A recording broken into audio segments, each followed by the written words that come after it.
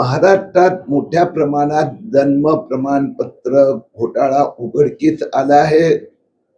त्याचा हा तिसरा टप्पा म्हणजे अनेक महानगरात आरोग्य अधिकारी निबंधकांनी तो माणूस तसा माणूस अस्तित्वात नसताना जन्म प्रमाणपत्र दिले. मुंबई महापालिकेत 87,347 बोगस जन्म प्रमाणपत्र दिले गेले.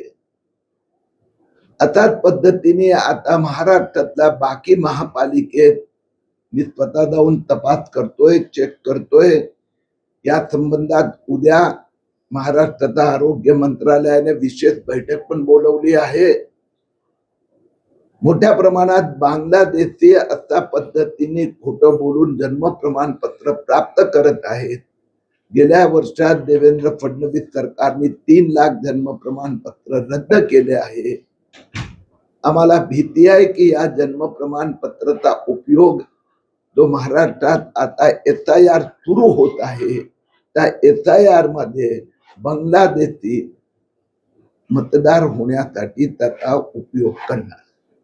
या ठिकाणी काही जे इतर देशातले असतील किंवा बांगलादेशी किंवा पाकिस्तान त्यांची समजा गरोदर स्त्रिया असतील त्यांचा जन्म इकडे केला जातो, पण असे कुठे हे नाहीये की वडिलांचा जन्म दाखला बघून नंतर आपला जन्म दाखला दिला जातो, अशी काही तरतूद आहे का? आता महाराष्ट्र सरकारने नियमावली घोषित केली आहे आणि त्याप्रमाणे जो घोटाळाचा उदाहरण मध्ये 2024 मध्ये 3 लाख अर्ज आले होते.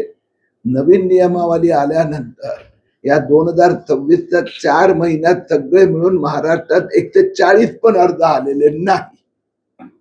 पण तशाच पद्धतीने आता जे जुने जन्म प्रमाणपत्र दिले गेले होते त्याचा डुप्लिकेटच्या नावाने नवा घोटाळा उघडकीस आला आहे. महाराष्ट्रात आता SIR जून महिन्यापासून सुरू होत आहे. पश्चिम बंगालमध्ये 64 लाख बोगस नावं बांगलादेशीची रद्द करण्यात आली. बिहारमध्ये 57 लाख रद्द झाली.